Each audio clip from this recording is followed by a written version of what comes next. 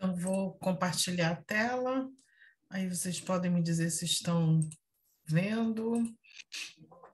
Estão vendo a tela? Sim. Sim, mas está em outro lugar. Aí, chegou assim. Chegou? Chegou. Então tá. Então vamos lá. Hoje a gente vai falar sobre um tema, um dos temas que é da nossa pesquisa, que é a diferenciação do self. Então a gente começa pelo título, indicando para vocês que a diferenciação do self, o nome pode enganar um pouco, como se a gente estivesse falando mais do ponto de vista individual. Mas sempre quando a gente fala com esse termo diferenciação do self, já está pensando em termos relacionais, principalmente como isso ocorre dentro da família, né? Então não é à toa que no título já tem essa ligação por hífens. Eu, tu, nós estão ligados e são diferenciados. Então, isso ocorre ao mesmo tempo. Não há como você separar a pessoa da sua relação, do seu contexto, para poder dizer que ela é uma pessoa distinta. Essa distinção tem a ver com ela estar inserida num determinado contexto, né? Então, as imagens vão tentar mostrar isso também. Essa imagem eu achei bonita, porque os cabelos, né, se misturam, você não consegue distinguir muito bem de quem é quem aqui o cabelo, né? E essas pessoas são distintas ao mesmo tempo que estão juntas numa relação entre elas, né? Então, o que a gente vai falar hoje, o roteiro da nossa apresentação está aqui. A gente vai começar definindo a diferenciação do self, depois a massa indiferenciada do ego familiar, por consequência, as tipologias do funcionamento familiar, como a gente pode pensar também que essas ideias se interrelacionam com o contágio emocional e a corregulação emocional, e terminamos com pesquisas sobre adolescência e adultez emergente. Então, primeiro, a diferenciação do self, ela ocorre, como eu falei, no contexto, né? E ela também está relacionada a um bom desenvolvimento, né? Então, você se distinguir no contexto significa que você precisa estar inserida na sua relação para que isso possa ocorrer de uma maneira saudável, né? Então, tem que haver conexão, tem que haver segurança, e ao longo da vida, né, desde a infância, entrando na adolescência e na adultez emergente, é necessário que esse processo vá ocorrendo sempre nesse lugar seguro que é o contexto interpessoal, né? Então, as pesquisas, né, que a gente trabalha mostram que adolescentes e adultos emergentes relatam maior bem-estar emocional e interpessoal, são aqueles mais propensos a navegar com sucesso na transição para a faculdade e desfrutar de maior sucesso acadêmico, né? Aqueles que relatam maior sofrimento psicológico ou problemas interpessoais têm mais dificuldades, né?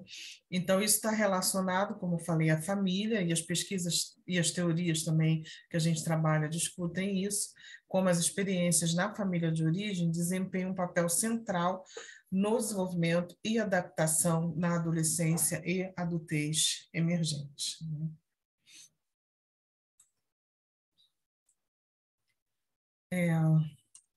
Então, aqui a imagem, vocês estão vendo uma família conversando, né? Uma púbere, parece uma adolescente inicial, né? Então, essa perspectiva, né, de que você começa a ter uma relação diferenciada com os pais, né? E é uma relação que há uma diminuição da hierarquia, e é na relação com os pais que você também vai aprender a se posicionar. Então, a ideia da conversa está muito presente nesse sentido, para que jovens possam se distinguir enquanto se relacionam com os pais de uma forma diferente, não mais como era na infância, né? Então, é uma fase de desenvolvimento do sistema familiar como um todo, né? E essa ideia, né, de que você vai deixar a sua família de alguma forma, né, que principalmente nas sociedades ocidentais industrializadas, que tem mais ênfase na perspectiva da autonomia, né? Então, há um estímulo para maior responsabilidade emocional e financeira, que a gente tem identificado que aumenta o prazo, né, desse desenvolvimento de uma maior autonomia, à medida que se investe mais na formação, na educação. Então, os jovens estão convivendo mais com os pais, chegando até os seus 30 anos ainda não casando, não tendo filhos, né? E dentro de casa intensifica essa convivência, essa necessidade de trabalhar essa autonomia junto com os pais, ao mesmo tempo que vai desenvolver intimidade com os pares, né?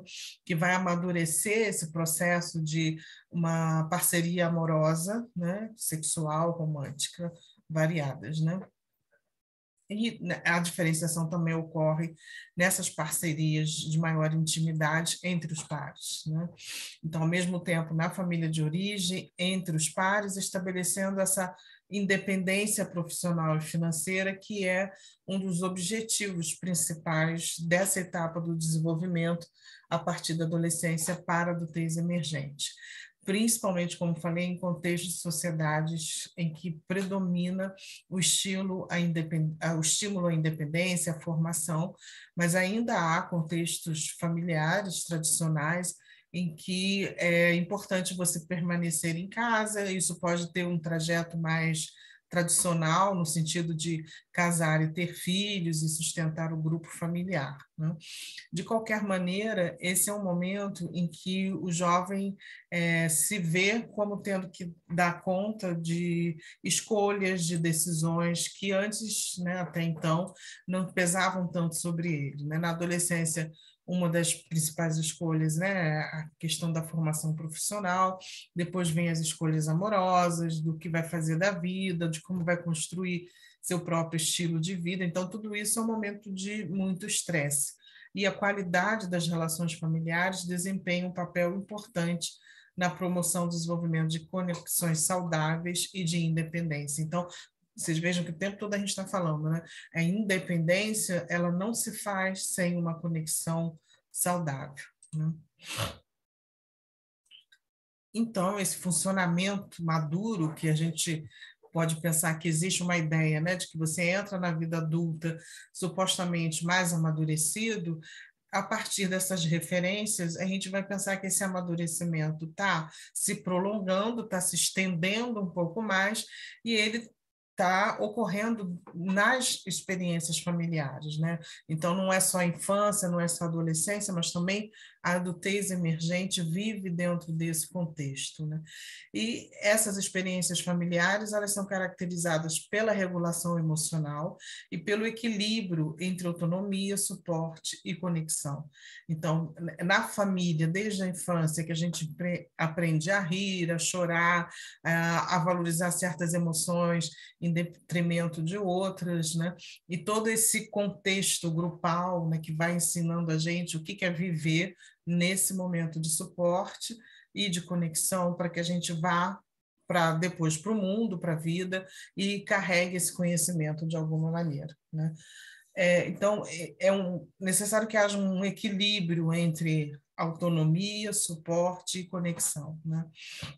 E este equilíbrio é conhecido como diferenciação do self, né? Então, todo esse processo de estar junto e, ao mesmo tempo, ser diferente, a gente sintetiza com o nome diferenciação do self, que define como a capacidade de um sistema familiar. Aí vocês vejam que a própria definição inclui a família, né? É a capacidade de um sistema familiar que vai permitir ou não que essa diferenciação ocorra e que ela seja saudável. Então, esse sistema familiar promove uma maior capacidade de gerenciar a reatividade emocional, que são situações onde você tem um aumento de ansiedade, e essas situações podem ser positivas ou negativas, mas vem uma intensidade emocional com que você tem que lidar, e esse contexto vai acolher essa intensidade, vai poder trabalhar junto com a pessoa e vai experimentar junto também.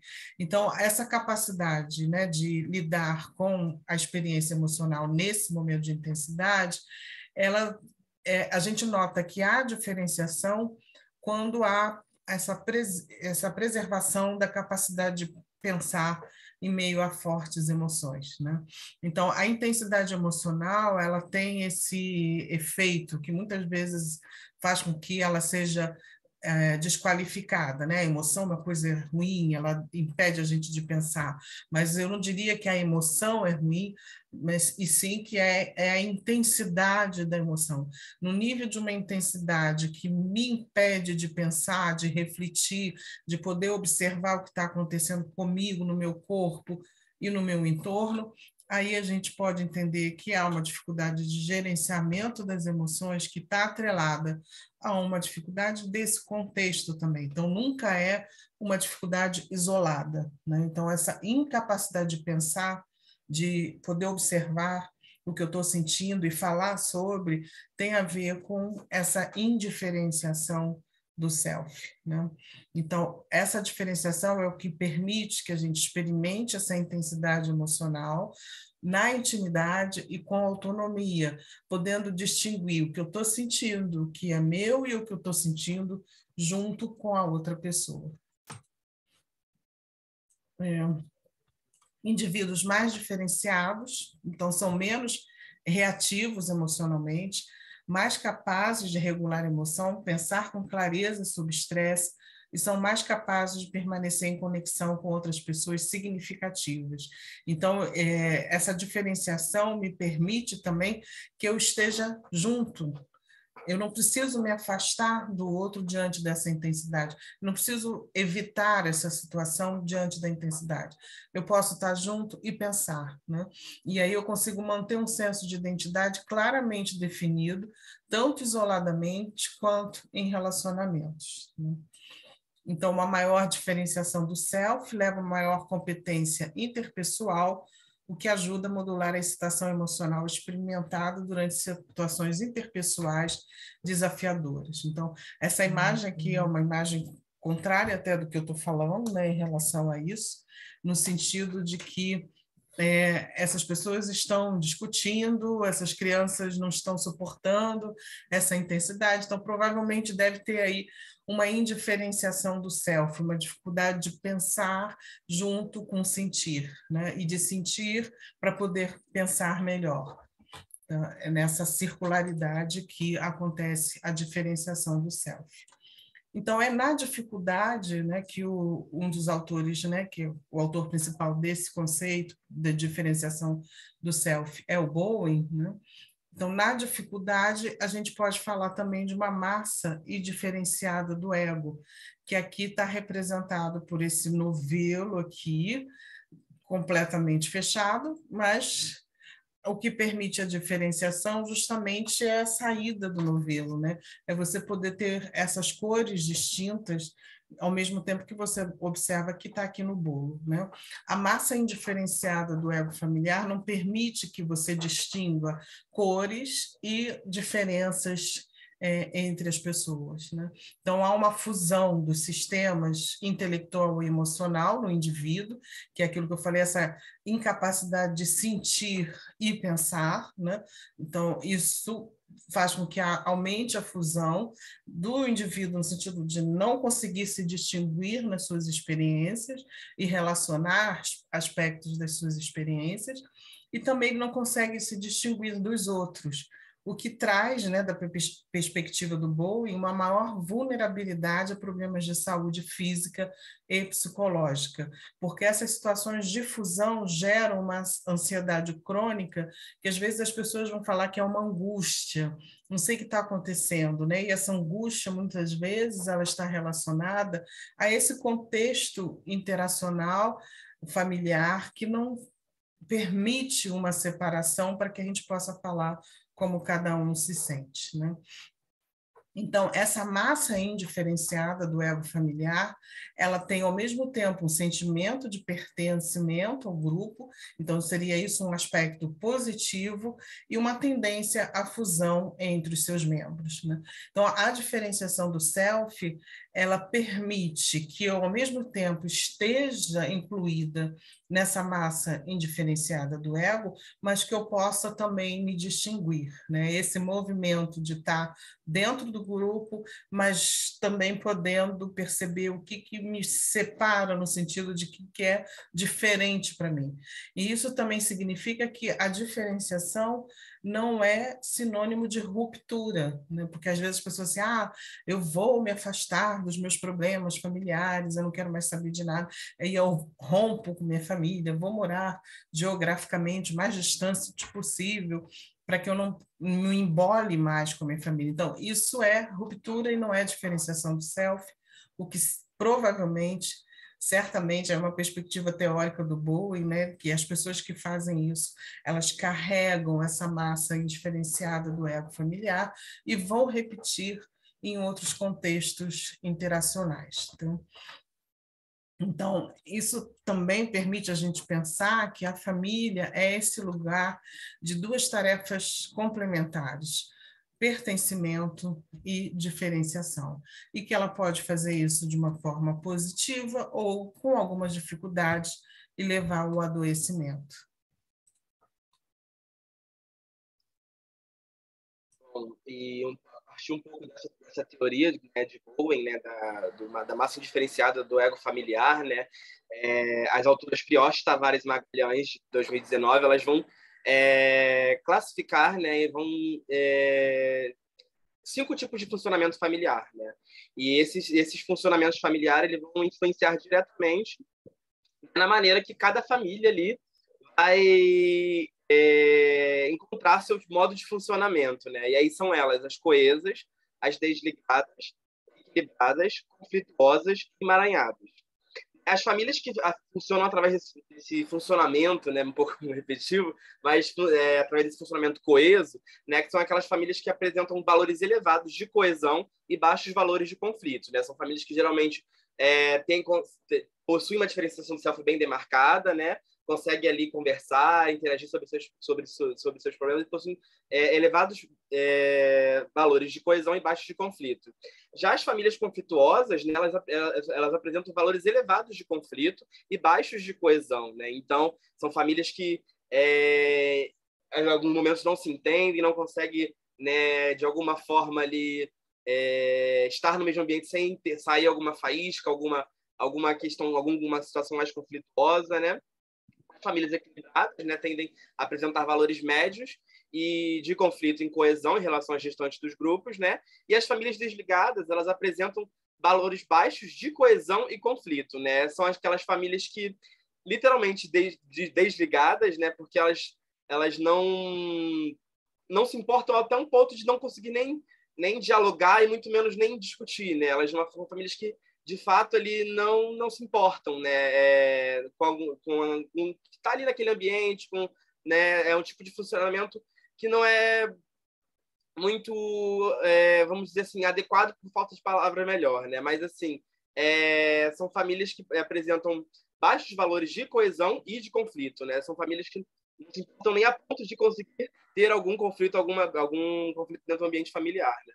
E, por fim, as famílias emaranhadas, que elas apresentam altos valores de coesão e conflitos, né? Então, são famílias que são tão, como o próprio nome diz, emaranhadas, tão entrelaçadas uma com a outra, né? Que é quase como se a opinião da família fosse uma só, né? Todos estivessem de acordo com tudo, todos apresentam a mesma opinião, né? Como se fosse não conseguisse distinguir, né, a individualidade e a personalidade ali de cada um, né? A individualidade de cada membro daquela família. Aquela família é uma coisa só, né? Por isso o nome emaranhada, né? E esse funcionamento familiar ele vai ter bastante relação com a diferenciação do self, principalmente nessa fase que a gente está abordando aqui na adolescência e adultez emergente, né? Mais para frente eu vou falar um pouquinho sobre como esse funcionamento familiar emaranhado pode influenciar, né? Nesse processo de diferenciação do self na adolescência e na adultez emergente.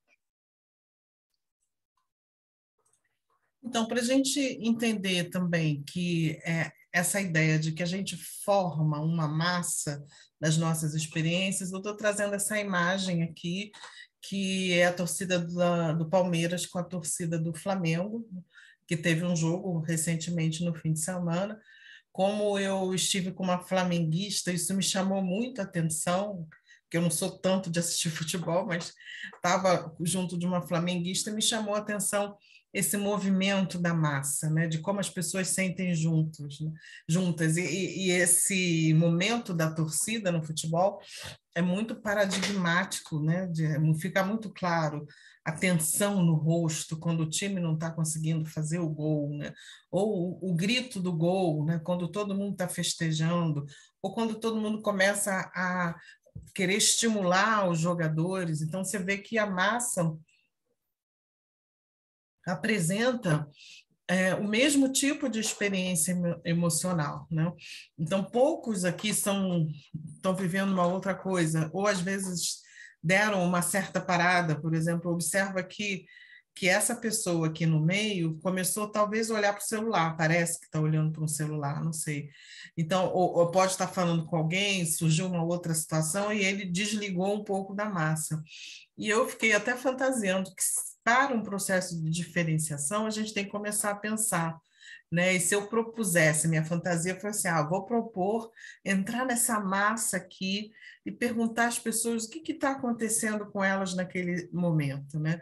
O que envolve toda essa intensidade dessa ligação com 11 homens correndo atrás de uma bola e querendo fazer gol. O que acontece aí? Bom, aí na minha fantasia eu já mesmo cortei e pensei assim, eu ia apanhar, né? Porque ninguém ia querer falar comigo e achar que, né?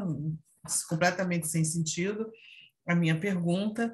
Então, isso para mim exemplifica exatamente a impossibilidade da distinção, né? Não entendam equivocadamente, apesar de eu não ser uma torcedora, eu até me comovo com toda essa participação conjunta, todo esse envolvimento, essa onda que toma as pessoas, isso acho que é comovente, né? E às vezes é necessário, né, essa ideia de pertencimento, né? Eu faço parte do mesmo grupo, e é bom, principalmente quando o time ganha, né? A sensação é boa. E quando o time perde, fazer parte do mesmo grupo também é a oportunidade de consolar, né, uns aos outros. Então, enfim, é para mostrar para vocês assim que no cotidiano da família isso acontece, como o Rodrigo acabou de falar, existem várias formas de você estar mais junto, mais longe e de vários níveis desse movimento. E eu quis mostrar também que isso está presente no sentido da nossa constituição humana. Não é que a gente vai dizer assim, precisamos viver separados, não. A ideia é o quanto a gente precisa viver junto, quanto isso é importante para a gente e como isso define, ajuda a definir como nós somos, né? Quem cada um é na sua identidade, né? Então, está muito presente nessas experiências de massa a ideia do contágio emocional, que é essa tendência de automaticamente imitar e sincronizar expressões, vocalizações, posturas e movimentos com os de outra pessoa e, consequentemente, convergir emocionalmente. Então, tem todo o movimento corporal, como eu mostrei na imagem, né, que a gente vê aqui, né, braços para cima, mão no rosto, né, todo o movimento corporal que vai convergindo essas pessoas a viverem experiências emocionais muito próximas, né? Então, para a gente falar um pouquinho mais dessa ideia do contágio emocional, vou trazer um outro exemplo positivo, dessa vez da Marisa Monte, cantando na UERJ. Então, para quem é da UERJ, é um momento de lembrar um pouquinho da concha acústica, desses shows que tem, né? Tinha na concha acústica. Em breve, né? Devemos ter novamente.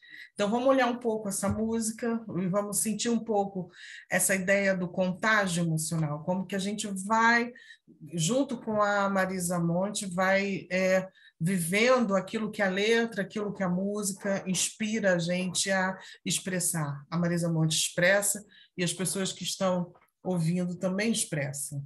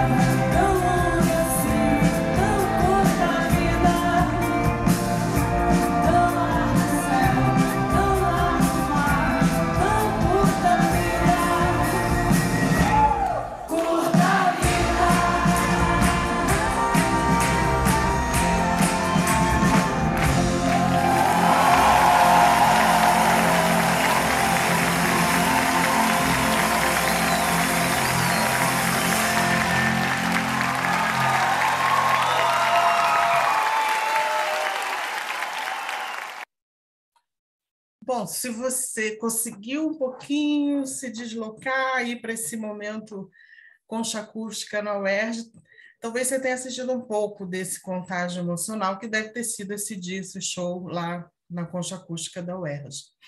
Então, assim, hoje, né, como a gente está na pandemia, isso está fazendo muita falta, né? A gente poder estar junto, tanto no sentido positivo, da animação, do estímulo, né, desse contágio para as coisas boas, como também para poder consolar, para poder ajudar nesse momento difícil que a gente está passando, né? Então, depois vocês podem comentar se vocês perceberam esse contágio, né? À medida que a música ia seguindo, mais e mais as pessoas entravam naquele ritmo, naquela alegria, naquele movimento, né, que expressava que tão longa é a estrada e tão curta é a vida. Então vamos, né, soltar um pouco e curtir esse momento. Então, uma outra coisa que ocorre nesse momento de contágio emocional, a gente chama também de corregulação. Então, o vídeo está mostrando isso, né? Como que esses jovens estão juntos numa torcida, sentados no sofá, olhando para uma televisão. Não sei que tipo de esporte eles estão vendo, né? Mas como que eles vão se contagiando e corregulando a experiência da alegria, né? Em que um vai estimulando o outro para que essa experiência da alegria continue. Vou até para botar de novo enquanto eu falo. Então, essa é uma forma específica de regulação emocional interpessoal que é menos tradicional, no sentido é uma forma mais recente de compreensão da experiência emocional, que enfatiza não só aquilo que acontece no indivíduo, mas o que acontece entre as pessoas. Por isso, ela tem uma ligação bidirecional de canais emocionais oscilantes, né? E essa bidirecional vai se ampliando até se tornar multidirecional. Né? Então, esses canais emocionais têm a ver com cada um está sentido, com cada um se expressa, o que acontece na fisiologia também de cada um. E a gente espelha a fisiologia um do outro. Né? Se eu bebo água agora, você pode ter a sensação de que você também está com sede, ter esse desejo de beber água, né? Então, por isso que ela é uma corregulação. A gente sente coisas juntas, às vezes não necessariamente a sede é minha, mas enquanto você observa que alguém bebendo água, você sabe o que é ter sede e você pode ter o desejo de beber água, né? Então, essa experiência de corregulação contribui para a estabilidade emocional e fisiológica, porque muitas vezes também numa situação de estresse muito intenso, eu posso ajudar a outra pessoa a se acalmar, né? Então, a minha fisiologia de tranquilidade pode ajudar a fisiologia da outra pessoa mais estressada, né? Principalmente quanto mais intimidade tiver, mas isso pode até acontecer entre pessoas estranhas, né? Então, essa experiência de corregulação é desenrolar contínuo de uma ação individual que é suscetível de ser modificada em continuidade pela mudança do outro. Então, de fato, a gente fala, há uma ação individual, mas nem sempre a gente consegue distinguir muito bem quem começou, aquela ideia, né, do ovo ou da galinha.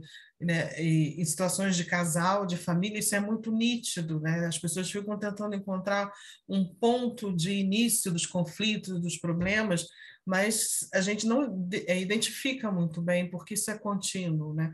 Uma ação que vai seguida por outra, e vai seguida por outra, numa continuidade na relação entre as pessoas.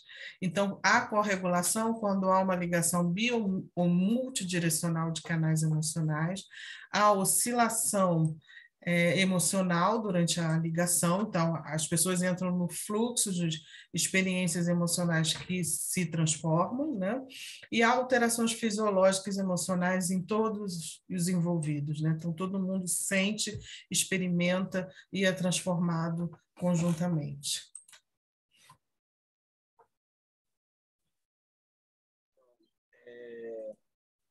Agora que a gente já sabe, né, já viu um pouco do que significa essa diferenciação do self, né, a importância que a família vai desempenhar nesse processo, eu vou falar um pouco agora sobre vocês sobre esse processo de diferenciação do self, né, com ênfase na adolescência e na adultez emergente, né?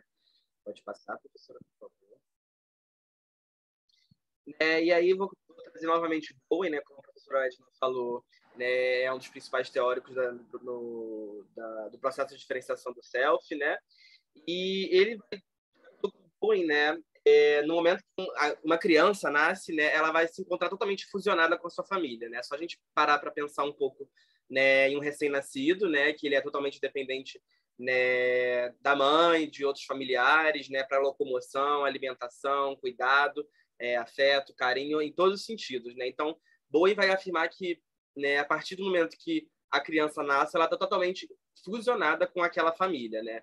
E durante o seu desenvolvimento, durante o crescimento desse indivíduo, né, ele vai vivenciar momentos ambíguos, né? Horas de momentos de maior pertencimento, né? Que ele vai compartilhar, né? Vai aprender regras, valores daquela família, compartilhar crenças, né? Compartilhar afeto, carinho, né? E outros momentos, né?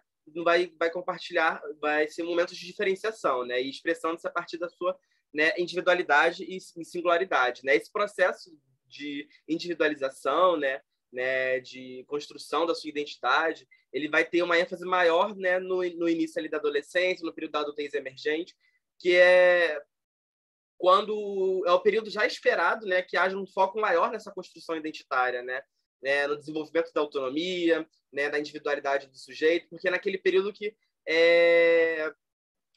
o adolescente ele começa, né, deixa de ser essa massa totalmente fusionada com a família, né, que foi na infância de um recém-nascido, e ele passa a construir a sua individualidade, a sua identidade, né, e aí ele vai experimentar novas coisas, né, conhecer novas pessoas e de fato construir, né, a sua identidade, né. Uma coisa que a professora Edna fala até que acho bem bacana, né, que quando a gente vê algumas queixas, né, de alguns pais falando assim, né, no sentido de é um adolescente, eu não reconheço meu filho, né?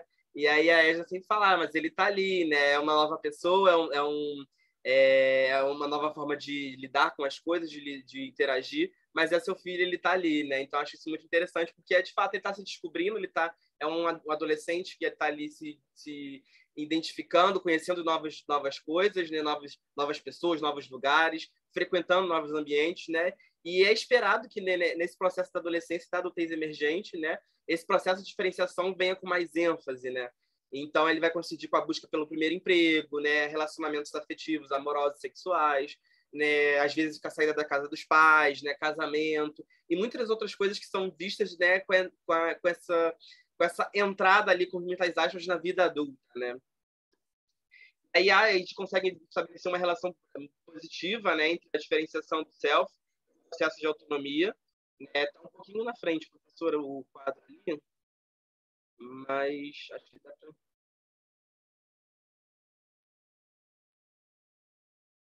Não saiu, mas enfim, é isso, só saiu agora. Dá para estabelecer, né, uma relação positiva entre a diferenciação do self e o processo de autonomia nesse contexto relacional, né? Isso quer dizer que famílias com diferenciação do self, né, que famílias que possuem uma diferenciação do self bem marcada, né, são aquelas famílias que vão apoiar a independência, né, e favorecer também esse processo de diferenciação do self, né, quando a família ela apresenta um pouco essas fronteiras um pouco difusas, né, é possível que a família esteja contribuindo, né, um pouco para a dependência emocional do filho, né, então famílias que estimulam, né, essa diferenciação do self, que, né, lembra que a professora Edna falou que ela, ao mesmo tempo que ela estimula, ela oferece suporte, né? Então, famílias que estimulam esse processo de diferenciação são consideradas famílias que apoiam a independência e favorecem essa diferenciação, né? Esses índices elevados de diferenciação são associados positivamente, né, ao desenvolvimento da saúde física e mental, e também favorece o relacionamento interpessoal, né, desse adolescente, desse adulto emergente, né?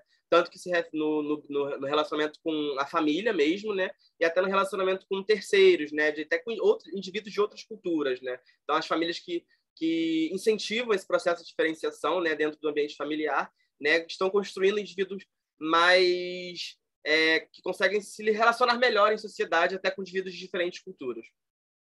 E a família que ela consegue encontrar o equilíbrio entre a ligação emocional e a necessidade de individualidade é o que ele vai ser entendido como esse funcionamento familiar saudável, né? Pode passar, por favor, professora. Continua na frente? Eu não estou conseguindo. Eu botei para Não, cima. não. Aí para cima tá ótimo. Tá em cima Ah, que não tá atrapalhando, não. É, e como a gente vem falando, né, a autonomia, a ideia da diferenciação do self, ela é muito associada à ideia de autonomia, né, de construção identitária, né. E aí é por isso que mais uma vez vem esse foco na adolescência e na adultez emergente, né. Porque em algumas culturas, né, na adultez emergente, é esperado que o processo de autonomia em relação à família atinja seu ápice, né? Vai ser finalizado, atingindo seu ápice como a ideia da saída da casa dos pais, né? Principalmente nas culturas ocidentais, né? Que aí você atingiu o seu ápice da sua autonomia, né? Quando você finalmente consegue sair, né, da casa dos seus pais, né? Até se eu perguntar muito para de vocês aqui, né, que estão lá na live aqui hoje, né, o que seria independência para vocês, né? Acho que muitas de vocês vão me dizer que é morar sozinho, pagar suas contas, né? Então, principalmente nessas culturas ocidentais, a ideia de saída da casa dos pais, né? Esse processo de arrumar emprego, né? É muito visto como a meta a ser alcançada, né? Nesse processo de individualização e de diferenciação. E aí, né, a gente pode pensar agora no contexto atual brasileiro, no momento de crise política, né, de insegurança econômica e de diversos outros motivos que vão influenciar essa tão almejada conquista pela independência, né? Então, quando isso não ocorre, a gente vê que diversos nomes, né, que vão surgindo para a mídia nisso, né, nessa coabitação prolongada que a mídia vai chamar de, né, uma geração canguru, né, a síndrome do Peter Pan, síndrome de ninho cheio, né, que são esses jovens que estão coabitando, né, por mais tempo, né, a casa dos pais, seja como eu disse, pelo atual momento de crise política, né, pela insegurança econômica, por diversos outros motivos, a gente vai discutir um pouco melhor sobre isso, né, mas o fato, né, que atualmente os jovens brasileiros eles estão coabitando por mais tempo, né, na casa dos pais, e isso tem consequências, né? Esse contexto não é um contexto recente, né? Ele vem sendo construído talvez tenha recebido mais atenção da mídia ultimamente, mas ele vem sendo construído desde o processo da Revolução Industrial no século XX, né? Aí com a necessidade de mais estudos para conseguir uma boa colocação no mercado de trabalho, né? Com a alta competitividade, né, o adiamento da vida adulta ele vai sendo postergado, né, da vida adulta com muitas aspas aí, né, porque coisas que seriam da vida adulta, né, como a saída da casa dos pais, casamento, né, filhos, né, estão sendo postergados, né, em busca ali e uma das consequências, né, em busca de uma melhor colocação no mercado de trabalho, seja através do estudo, né, que é um conforto estar na casa dos pais, né? Você pode ter a possibilidade de se dedicar mais aos estudos, né? E também a gente pode pensar em diferentes situações familiares, né? Que né, é uma coisa que se muito durante a pandemia, né? Que eu vi casos acontecendo, né? De filhos que também sustentam a casa dos pais, né? Que não saem, né, das casas dos pais porque são o principal provedor ali daquele sustento daquela família, né? Muitos dos pais perderam seus empregos durante a pandemia, né? E os filhos, em algumas configurações, tornaram-se principais provedores ali daquela família, né? Então, a gente precisa acrescentar aí mais uma variável aí nesse sentido, né? De coabitação dos filhos nas casas dos pais, né? E só que quando essa coabitação é prolongada, né? Esses vínculos têm consequências, né? Tanto positivas quanto negativas. E quando essa coabitação é prolongada, esses vínculos afetivos eles podem aumentar, né? Fortalecendo-se ali por conta do suporte, da proteção que a família está proporcionando aos filhos, né? Então, tem uma questão do sentimento de pertencimento ao grupo maior, né? Um sentimento de gratidão, né? De estar ali na casa dos pais, né? Então, esses vínculos afetivos podem ser fortalecidos, porém, essa demora nesse ápice, né? Nessa busca da autonomia, né? Dessa diferenciação do self que vem com a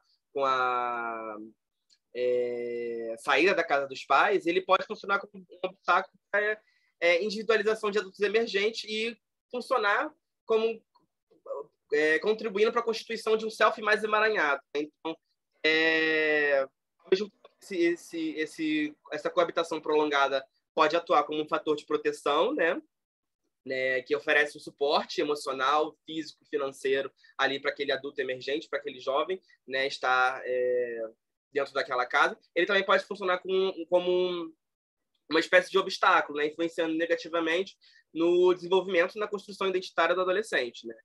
E o que não significa que essa diferenciação tardia ela não possa chegar no ápice posteriormente, né? Porém, o que foi visto, né, que apesar esses jovens que estão em busca que acontece essa diferenciação tardia, né, questionam-se continuamente ali na fase adulta, né, na fase adulta emergente, que podem ter muita insegurança, né, no sentido profissional, amoroso, afetivo, né? Sabe, professora?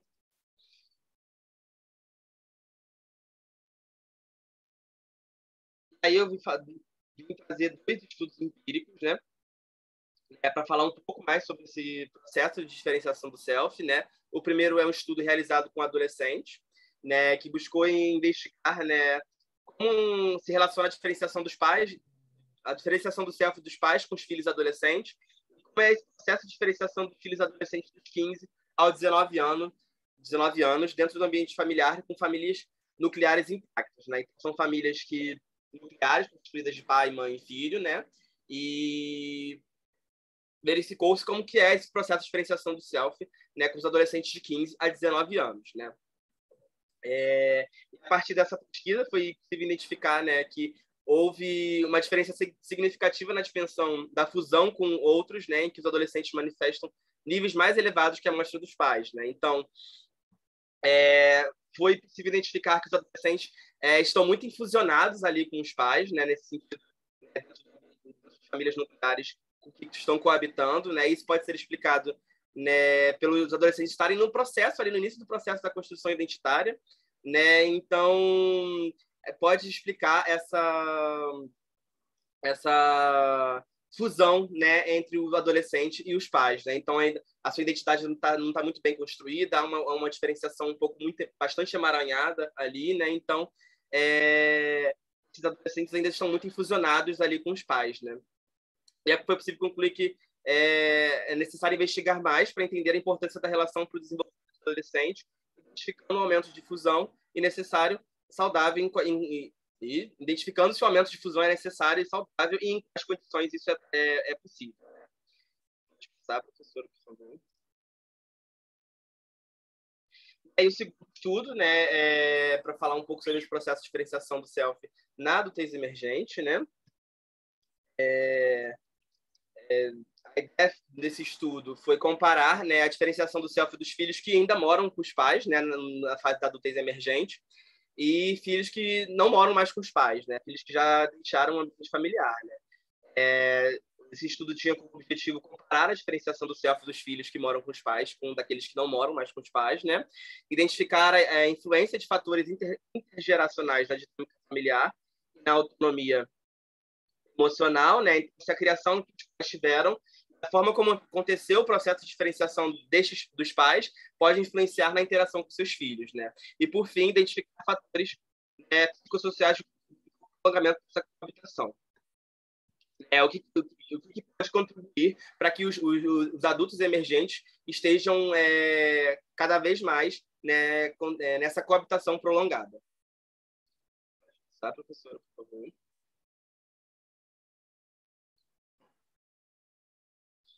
Esse foi um estudo qualificante, né? Participaram, né, dos estudos jovens com idades entre 25 e 35 anos, né?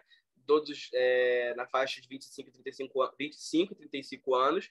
Eles foram divididos em jovens que moravam com os pais e jovens que já haviam deixado, né, a residência de seus pais, né? A parte quantitativa ele foi realizada através do inventário de diferenciação do self, revisto, e a parte qualitativa, né, através de uma entrevista semi-estruturada realizada pelo pesquisador. Pode passar, professor. Na etapa quantitativa, né, os resultados eles demonstraram não haver diferença nos scores de diferenciação do self entre os filhos que moram com os pais e os filhos que já saíram, né? Então, não foi possível observar diferença quantitativa, né, na etapa quantitativa, né, no processo de diferenciação do self dos jovens entre 25 e 35 anos, né, dos que já sabiam sair da casa dos pais e dos que ainda moravam da casa dos pais. Né. Na etapa qualitativa, né, os resultados foram um pouco diferentes, né, divergentes da amostra qualitativa, da amostra quantitativa, perdão, né, indicando uma possível dependência emocional entre os pais e filhos. Né. Entretanto, né, as famílias podem apresentar fusão emocional, mas não cabe a generalização desta situação ao prolongamento da coabitação. Não é possível afirmar, né, que essa dependência emocional seja fruto dessa coabitação prolongada. Né? Então, outros aspectos, tais como o ciclo de vida familiares, o cuidado dos pais, né, podem influenciar, né, nessa dependência emocional. Né? O contexto, a cultura, né, características da faixa etária, né, a etapa de desenvolvimento que se encontram, né, esses adultos emergentes. Né? No entanto, né, foi possível identificar que o prolongamento ele pode ocasionar sim sofrimento, né, pois ainda existem expectativas desses próprios jovens, né, sociais e pessoais, né, de atingirem essa independência, de buscarem essa independência e atingirem esse ápice, né, da diferenciação e da sua construção identitária. Né? E a família ainda assim foi vista como um importante suporte, né, e muito relevante, né, no apoio emocional e físico durante esse processo, né, de diferenciação e durante a fase da adultez emergente. Né? E aí pode passar, professora. Bom, então, para a gente terminar, que a gente está chamando a atenção, o Rodrigo mostrou, exemplificando essas duas pesquisas, né, que a gente precisa entender melhor, né, essa ideia de que você pode estar no contexto de fusão emocional, mas o que isso significa depende de vários fatores, como o Rodrigo acabou de falar, né, das características individuais, das características da cultura, da família, da fase do desenvolvimento. O que a gente pode afirmar com certeza é que a emoção ela é vivida no contexto interpessoal, na sua intensidade ela dificulta pensar, e é esse contexto interpessoal que vai ajudar a gente ao longo da vida a poder perceber melhor as experiências emocionais que estão sendo experimentadas por cada um. Né? Então, a gente está divulgando essas ideias que não são o Bowen, né? A gente viu aí a data, né, de 70, né, nos textos deles e tal, não são ideias tão novas, mas que ainda não foram muito assimiladas, né? Parece que a gente acredita muito mais na perspectiva individualista, né, daquela ideia de que deixa comigo, né, eu sei me virar, eu quero ser independente, etc., né? Mas que, por outro lado, a gente também pode perceber na nossa experiência o quão importante é essa sensação de você se sentir pertencendo, né? E é nesse sentido que essa poesia, que a gente vai terminar com ela, para falar disso, né? Que a gente sente até saudade de pertencer. Saudade. Saudade de tudo. Saudade essencial e orgânica. De horas passadas que eu podia viver e não vivi. Saudade de gente que não conheço, de amigos nascidos em outras terras, de almas órfãs e irmãs, de minha gente dispersa que talvez até hoje ainda espere por mim. Saudade triste do passado, saudade gloriosa do futuro. Pressa, ânsia voraz de me fazerem muitos, fome angustiosa da fusão de tudo.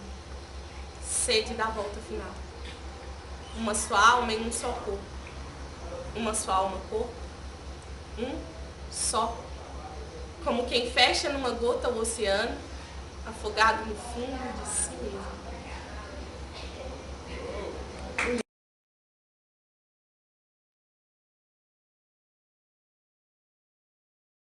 Sem som.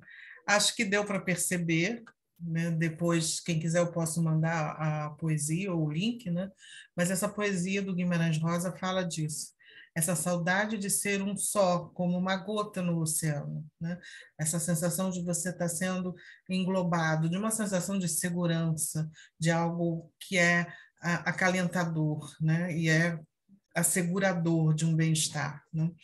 Então, é nesse sentido que as relações podem beneficiar o crescimento de cada um de nós, né? E aí estão as nossas referências utilizadas nessa apresentação e agradecemos a participação de vocês, os nossos contatos, né, na rede social estão aí no Facebook, no YouTube, no Instagram. E até a próxima, essa é a nossa última do ano, né? Depois nós vamos colocar no YouTube para quem quiser assistir novamente ou divulgar. Então, agora podemos ir para as perguntas, comentários.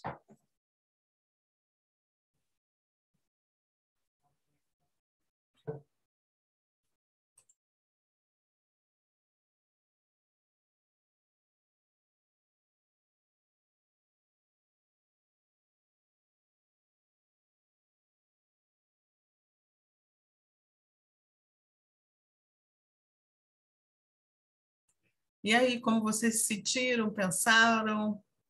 É o momento da diferenciação do self.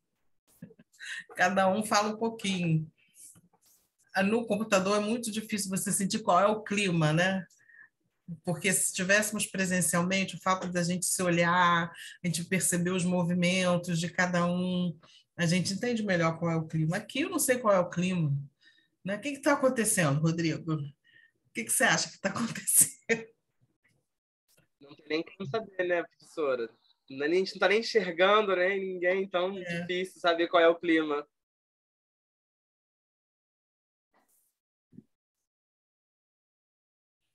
O Augusto perguntou de onde veio a ideia de divulgar essa temática. Achei interessante. Então, a gente trabalha com esse tema de pesquisa, estamos fazendo uma pesquisa sobre isso agora, e em breve a gente vai divulgar, vai lançar o protocolo da pesquisa, e vamos mandar por e-mail também, né, para quem se inscreveu vai receber e vai poder responder. Então, eu sou terapeuta de família e casal, pesquisadora com família e casal. Então, essa ideia da diferenciação do self ocorrer no contexto familiar, eu trago dessa formação de terapia de família e casal. E essa pesquisa que a gente está fazendo com jovens é para poder perceber melhor, como eu e o Rodrigo falamos aqui, a gente precisa entender melhor como que os jovens estão se desenvolvendo nesse contexto familiar. Então, vem daí, Augusto. Ele caiu enquanto eu respondi. Ah, não, está aqui. Ainda tem isso, né? Augusto está aqui. Não sei se eu te respondi, se era exatamente isso que você queria saber, você quer saber mais alguma coisa.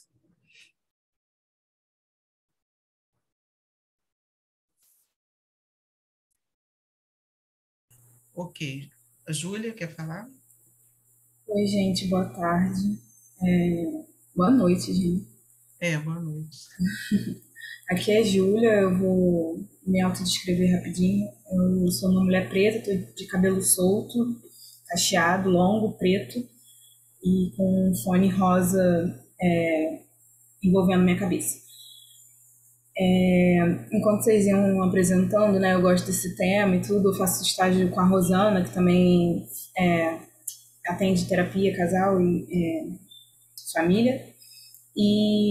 Mas assim, é outra pegada, né, e tal, a gente não fala muito sobre essa coisa do self, mas assim, o tempo todo eu fiquei pensando em como a realidade brasileira ela tem que ser estudada separadamente, né, assim, e como essa coisa da cultura e do contexto e tudo envolve esse tema, né, e eu estava lembrando de um post, agora eu não vou lembrar o nome da página que eu vi no Instagram, que falava que a minha geração foi a mais ferrada, assim, das décadas, porque de certa forma a gente pegou, acho que, sei lá, várias crises durante, crises econômicas, assim, que eu digo, que vão afetando, assim, as nossas decisões, né, vão afetando as nossas decisões profissionais, vão afetando a nossa vida pessoal, vão afetando as nossas decisões dentro da família, dentro desse tema do sair de casa, não sair de casa, e etc e tal. Então, assim, eu fico pensando até nas famílias que são desconectadas, sabe? Até nas famílias que são um pouco mais indiferentes, né? Se eu posso dizer assim. Essa coisa do sair de casa acaba sendo muito influenciado pelo contexto, né? Então, o contexto brasileiro, e ainda mais assim, pela cultura que a gente tem de já sair um pouco mais tarde de casa, né? Comparando aí, sei lá, com os Estados Unidos ou com a juventude europeia, vamos dizer assim, que já tem essa coisa do... É porque eu conheço alguns exemplos, né, de pessoas que moram na Europa e que os pais começam a cobrar aluguel, né, depois que a pessoa entra na faculdade. Então, se você já está estudando e se você já virou adulto, então você pode me pagar para você morar aqui dentro de casa. E aí, pensando na realidade americana que a gente vê retratada em várias coisas, né, em vários vídeos, filmes e enfim, tem toda essa cultura também, né, diferente da gente, de que vai para a faculdade, já vai para outro estado, muitas das vezes, vai para outros lugares e depois não volta, né? Tipo, não tem uma coisa de acabou a faculdade, voltei para casa dos meus pais. Não parece ser muito comum. E, enfim, fiquei pensando nisso tudo, né? Nessas culturas diferentes que influenciam, nesses contextos diferentes que influenciam, nessa geração ferrada que a gente acaba estando, enfim. Até com os nossos pais, nessa coisa da diferença geracional, eu achei muito legal que vocês terem colocado, né? Porque alguns pais vão dizer, mas na minha época eu comprei a casa, o carro, com dinheiro que eu consegui, sei lá, no fundo de garantia de não sei o quê. Que bom! Talvez agora a gente não consiga fazer igual, infelizmente, assim.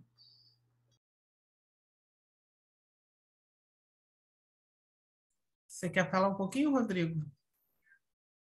Depois eu falo um pouco, professora. Hã? Pode falar, depois eu falo um pouco, você sabe. Tá bom, entendi.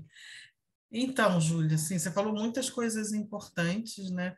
E um dos aspectos a gente não enfatizou muito, mas a respeito dessa diferenciação dos pais, nesse exemplo que você deu, nessa dificuldade de entender o contexto que é diferente, né? Como você falou das crises, né?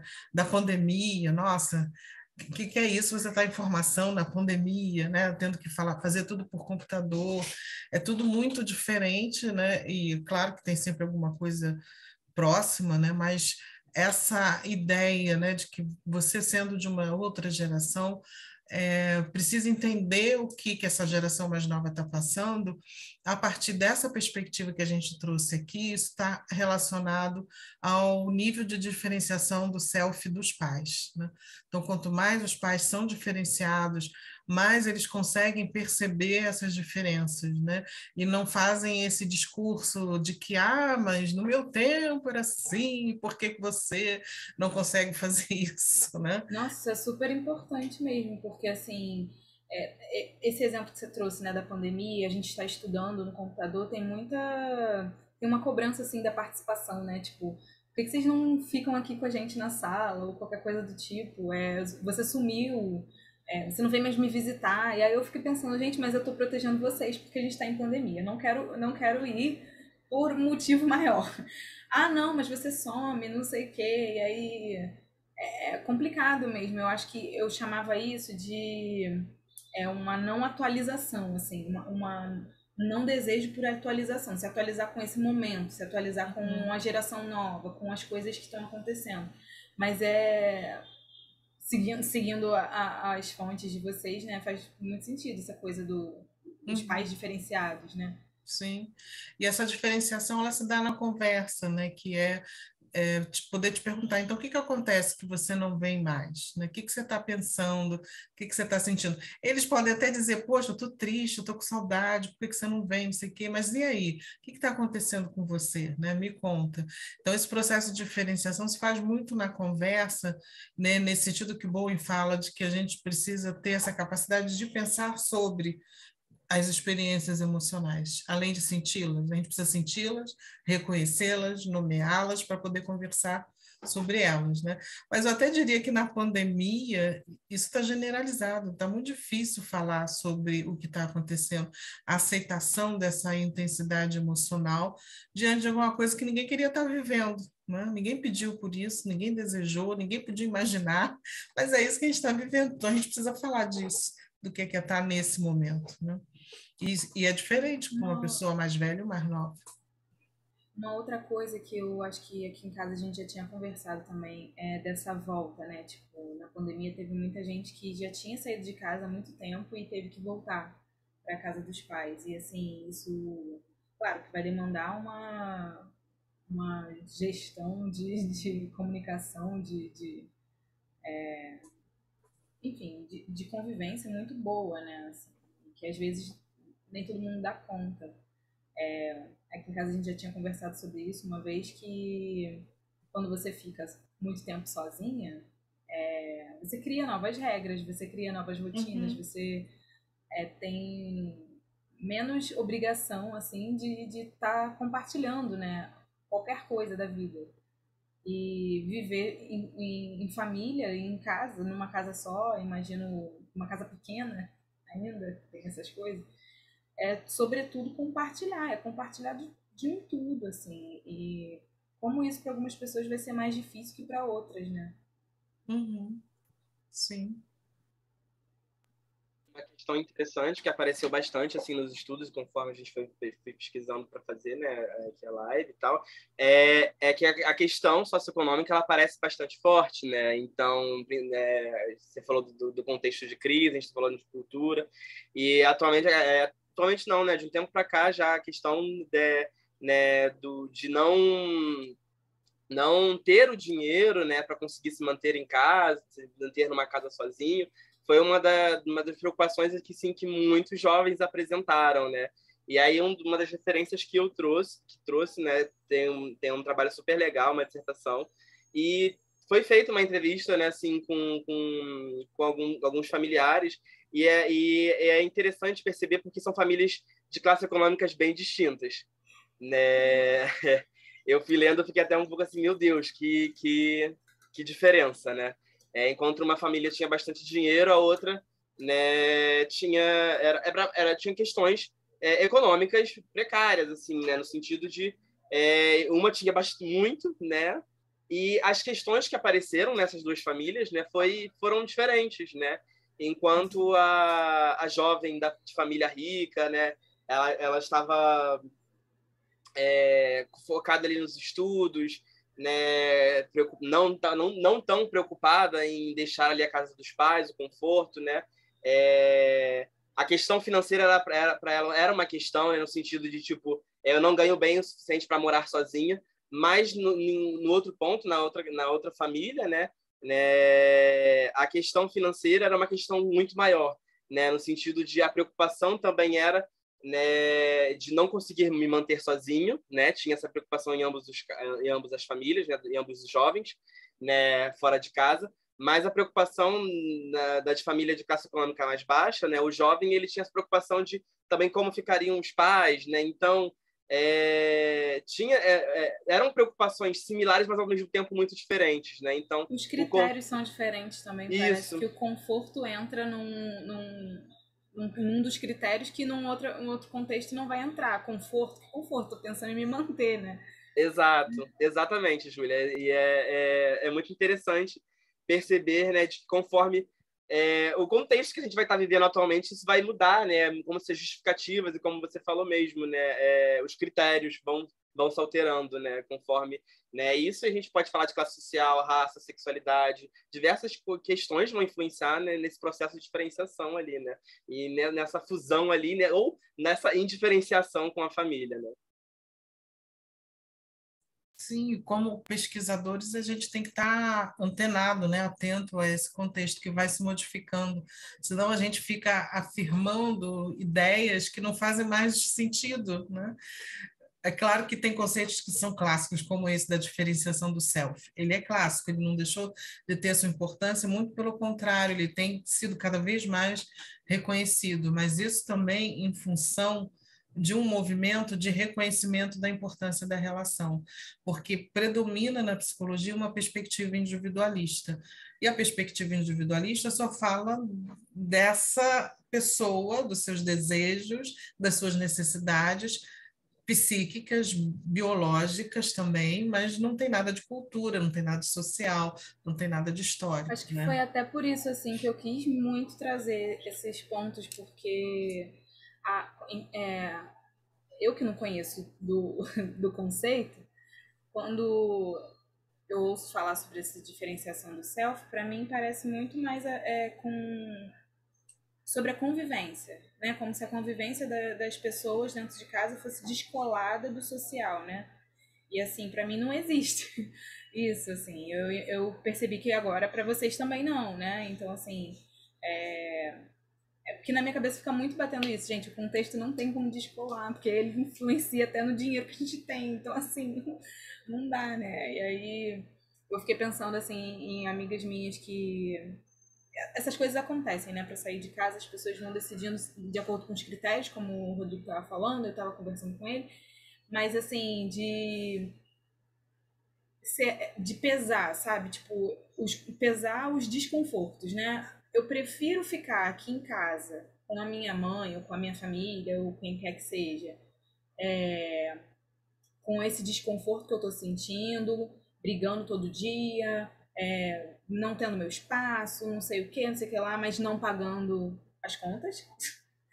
Ou eu prefiro sair e só conseguir pagar as contas e não ter TV a cabo, internet, sei lá mais o que, e todos esses confortos.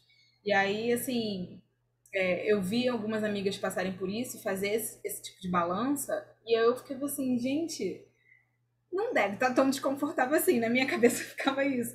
Mas é porque o conforto, ele tem um lugar na vida de algumas pessoas que é muito importante realmente, assim. Eu até E mudaria um pouquinho, Júlia, assim, pela sua descrição, eu diria que o consumo, né? Porque você listou coisas boa, que a gente boa. pode consumir, né? E Sim. elas não necessariamente vão ser confortáveis. Porque você pagar uma televisão a cabo não quer dizer que seja bom, né? Tem tanta porcaria, desculpa, eu estou me sentindo velha agora, mas tem tanta porcaria que eu vou pagar por isso, Uhum, entendeu? Que nem uhum. o meme que está circulando na internet, Black Friday, né? Já dizia o velho filósofo, você economiza mais, você não compra nada. Ah, eu adoro essa frase. Eu sou a mestre em entrar no shopping, olhar tudo, ficar muito feliz porque eu olhei, vesti, experimentei, um beijo, É. tchau, fui embora sem nada. Tá tudo certo. Mas o que você está falando também, que essa diferenciação do self, ela muda conforme a cultura. Então, você está dando exemplos de uma perspectiva de classe média, né, em que os filhos jovens estão buscando ascensão. Mas numa cultura mais tradicional, em que você, por exemplo, permanece na casa dos pais, ou no quintal, né, aquela coisa do puxadinho, ou você casa e continua, todo mundo morando mesmo perto ali, essa diferenciação do self, a fusão A casa vai emocional, subindo, virando um prédio, né? Aquelas coisas. a fusão emocional tem uma outra intensidade diferente da classe média. E a gente não pode dizer, ah, essa aqui é melhor do que essa aqui. Isso a gente vai ter que observar, entender que se nesse contexto de fusão emocional as pessoas estão se diferenciando. Tem um filme que eu acho muito bonito que fala disso, que é A Fonte das Mulheres. Não vou contar tudo, mas o próprio título, né, que vai falar de mulheres, né, já indica que a mulher é culturalmente, historicamente, A impedida de fonte. se, a fonte das mulheres. Ela é impedida de se diferenciar, né? Então, esse filme mostra um processo de diferenciação numa cultura tradicional islâmica e todos os problemas que implicam essa diferenciação desta mulher num casamento tradicional, né? E é muito interessante que você vê que desse olhar que ela se diferencia na relação com esse marido, nesse contexto, e isso traz alguns problemas, mas é possível, né? E é claro que as negociações são diferentes de uma classe média. Isso, a fonte das mulheres. Se eu não errei o Eu título, queria, eu queria perguntar para o Augusto o que ele pensou quando ele escreveu sobre a digitalização das relações. Eu acho que eu estava falando e aí ele escreveu e eu não sei o que eu disse que fez ele pensar, eu não lembro agora.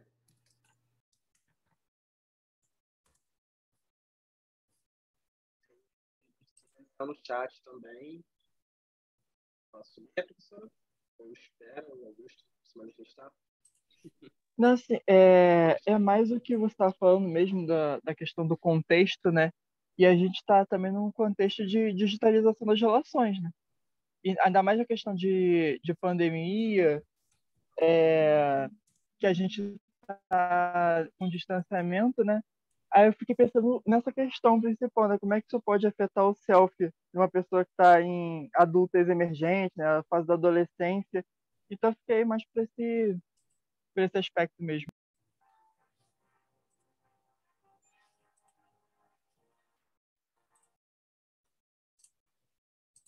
Eu estava procurando aqui o filme, achei até ele inteiro no YouTube, mas eu estou passando aqui o trailer para vocês saber exatamente qual é que eu falei. O Augusto também fez uma pergunta a respeito, não sei, Rodrigo quer falar mais alguma coisa do que a Júlia falou? Não. Não. O Augusto perguntou, achei interessante o conceito de família desligada, onde as relações são tão indiferentes a ponto de não haverem conflitos, quem dirá conformidades. No contexto dessa unidade familiar, como se dá essa questão da diferenciação do self? Eu queria ouvir um pouco mais sobre isso. O Daniel. Foi o Daniel. Foi o Daniel, exatamente. E eu achando que era só o Augusto que fala. Foi o Daniel, desculpa, Daniel. O Daniel tinha até caído, ele voltou? Acho que o Daniel caiu, Ah, ele caiu. Tá. Enfim, então, vamos responder o Daniel, depois ele pode ver no vídeo. Né? Não há diferenciação do self nessas famílias desligadas, né? Porque o que ocorre é quando há uma intensidade emocional e surge a ansiedade, essas famílias elas se dissociam no sentido físico e interno. Elas se distanciam daquela experiência. Ao se distanciarem, elas se distanciam, né? Essas pessoas se distanciam uma das outras, então não pode haver diferenciação do self, né?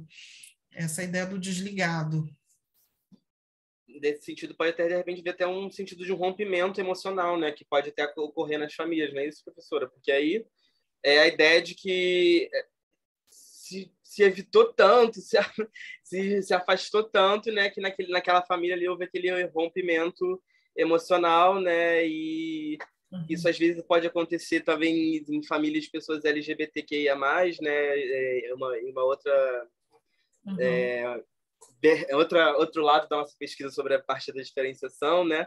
E que não foi o foco da live, mas trazendo um pouco aqui, né? Esse rompimento emocional ele também é prejudicial, né? Ao mesmo tempo que quando há essa fusão da família toda ali pode ser, como também pode não ser prejudicial, mas esse rompimento ele tende a ser prejudicial, podendo acarretar tanto no rompimento emocional quanto no físico, né? Às vezes a gente vê a expulsão de pessoas LGBTQIA+ de casa, né? Então é como se tivesse uma separação mesmo ali, né? Um rompimento nesse sentido tanto emocional quanto físico. Tá. Eu só mudaria um pouco as palavras assim, que há um rompimento nas relações, mas um desligamento emocional, porque quando você rompe, não quer dizer que você conseguiu se liberar, você pode desligar, você dá uma congelada, né? Ah, não vou mais sentir, pensar essas coisas, não quero mais saber disso e tal. Aí você congela aquilo como se você botasse isso, né, numa parte ali dentro do freezer, que você não precisa mais olhar para isso, mas está lá, né? E isso vai, de alguma forma, aparecer na vida da pessoa. Por isso que a insistência é que só há diferenciação na relação, se eu me encontrar com a pessoa.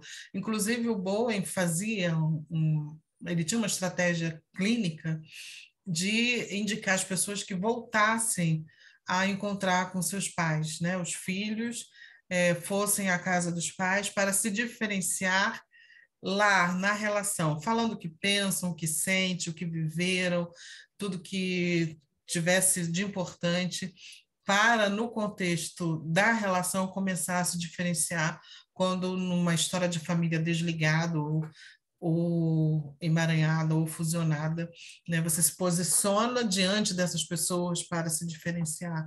Então, a gente pode até pensar nisso, Rodrigo, no sentido né, dessas rupturas que ocorrem nessa situação, né, da população LGBTQIA+, é que tipo de conexão pode ser feito para você retomar esse processo de diferenciação, né? Porque às vezes a situação de violência e essa ruptura se fez por uma necessidade de proteção até física, né? Mas o Bowen também sinalizava para outras possibilidades, como, por exemplo, escrever carta.